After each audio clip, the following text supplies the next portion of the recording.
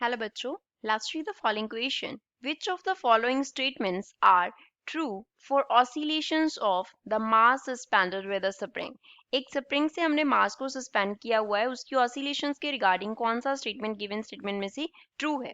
ए, time period varies, जो time period है वो वेरी करता है directly as square root of suspended mass, जितना मास सस्पेंड किया है उसके स्क्वायर रूट के डायरेक्टली प्रोपोर्शनल होता है क्या? Time period. B, the stiffer spring shows lesser time period. जितना स्प्रिंग जो है वो स्टिफर होगा उतना टाइम पीरियड लेस होगा. C, in weightlessness state mass cannot execute oscillations. Weightlessness की स्टेट में मास जो है वो ऑसिलेशंस एग्जीक्यूट नहीं कर सकता. D, the system will have same time period both on moon and earth. Earth and moon दोनों पे टाइम पीरियड जो है सिस्टम का वो क्या रहेगा? सेम रहेगा. So first of all we will talk about the key concept used in the question. इस क्वेश्चन में हम क्या की कॉन्सेप्ट अप्लाई करेंगे? तो यहाँ पे बात हो रही है टाइम पीरियड की. टाइम पीरियड के बारे में हम बात कर रहे हैं. तो टाइम पीरियड क्या है? कैपिटल टी से उसे हम डिनोट करते हैं एंड ये इक्वल होता है किसके? 2 pi into square root of m upon k की. कैसे? सपोज ये हमारे पास कोई रिजिड स्पोर्ट था, उससे हमने इस तरीके से स्प्रिंग को अटैच किया और स्प्रिंग के साथ यहाँ पे हमने एक बॉडी अटैच किया मास m का. इसका जो स्प्रिंग कांस्टेंट था वो k था. k क्या है? स्प्रिंग कांस्टेंट को डिनोट करता है. स्प्रिंग कांस्टेंट क्या होता है? ये हमारे पास बताता है कि जो स्प्रिंग है वो कितना स्टिफ है. स्टिफनेस के बारे में हमें बताता है. m जो है वो क्या डिनोट कर रहा है? मास को डिनोट कर रहा है. m is mass. तो जो टाइम पीरियड होगा ऑसिलेशंस का वो डायरेक्टली प्रोपोर्शनल होगा स्क्वायर रूट ऑफ मास के and time period is inversely proportional to square root of the spring constant. First में हमें यही बोला था जो टाइम पीरियड है वो स्क्वायर रूट ऑफ सस्पेंडेड मास के डायरेक्टली वेरी करता है. तो ए क्या हो गया? करेक्ट हो गया. ये वाला स्टेटमेंट जो है टी जो है वो डायरेक्टली प्रोपोर्शनल है किसके? स्क्वायर रूट ऑफ एम के.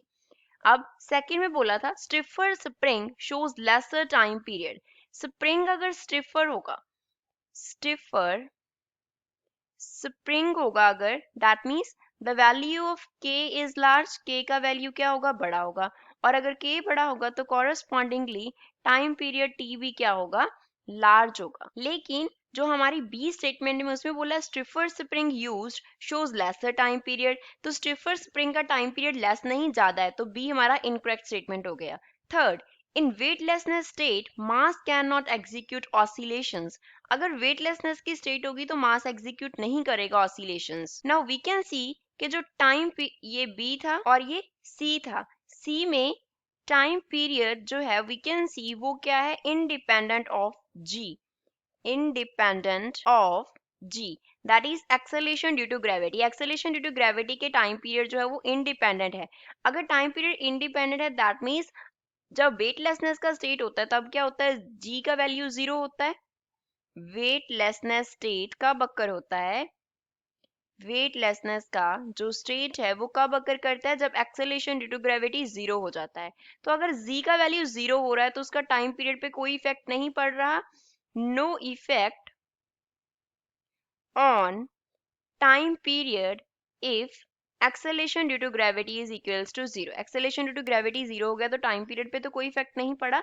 तो वेटलेसनेस की जो स्टेट है उसमें भी जो ऑसिलेशंस हैं वो पॉसिबल है. Oscillations can occur. तो बॉडी की जो ऑसिलेशंस हैं वो हो सकती. डी में बोला है कि अगर वेटलेसनेस का स्टेट होगा तो मास एग्जीक्यूट नहीं कर पाएगा ऑसिलेशंस, तो ये भी रॉन्ग हो गया. D, system will have the same time period both on moon and earth. Earth and moon पे टाइम पीरियड जो है सिस्टम का वो सेम रहेगा. जो टाइम पीरियड है डी पार्ट में वो किस पे डिपेंड करेगा? वही अगेन हम लिखेंगे the time period is equals to 2 pi into root of m and k. तो वो किस पे डिपेंड कर रहा है? m एंड k पे डिपेंड कर रहा है. तो m एंड k तो क्या रहेंगे? सेम रहेंगे on moon as well as on earth. Earth पे जो उनका वैल्यू होगा वही उनका वैल्यू क्या होगा? मून पे होगा. तो टाइम पीरियड t जो है वो क्या रहेगा? सेम रहेगा on moon and earth. So d is also a correct statement. I hope you which means A and D are the correct answer for the given question. I hope you understood well. Thanks.